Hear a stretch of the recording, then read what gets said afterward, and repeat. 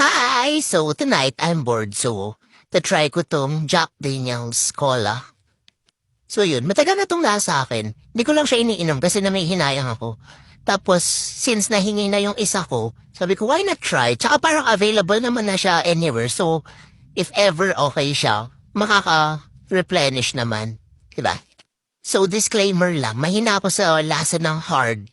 Kaya ako nagpapalag ng alak kasi before, parang gusto ko i-train sarili ko sa hard. Kasi nga, kapag nasa labas, parang ang hina-hina ko sa lasa ng hard. So, may lemon ako dito. Yan. And let's open.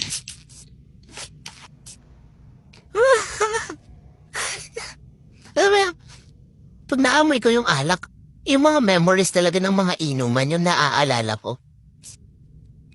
May JD pa rin naman siya.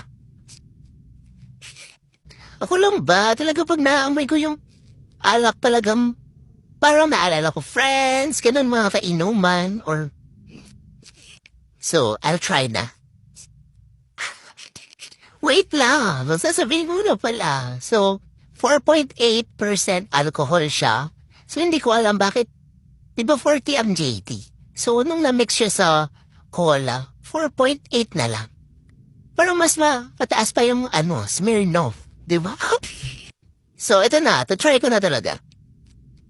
Oh, ginapabot ako. Ayoko kasi talaga lasa ng hard. Pero pagka sinasa inuman, hindi ako KJ. So, ayun. Tinitiis ko talaga yung lasa. Pero since mag-isa ko ngayon, parang ewan. Okay. Okay, that's right.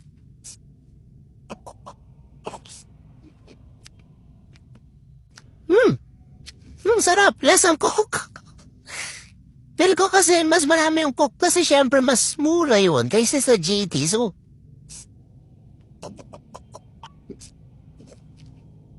di na kailangan ng chaser pero dito makakalasing kasi ang baba. Tas, masarap.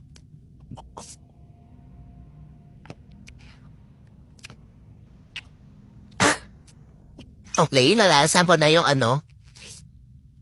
Sarap siya, actually. Sarap siya. I mean, okay siya.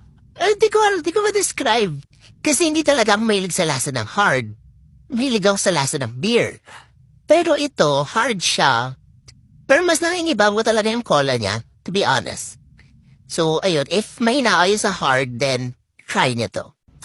It's good. 10 out of 10.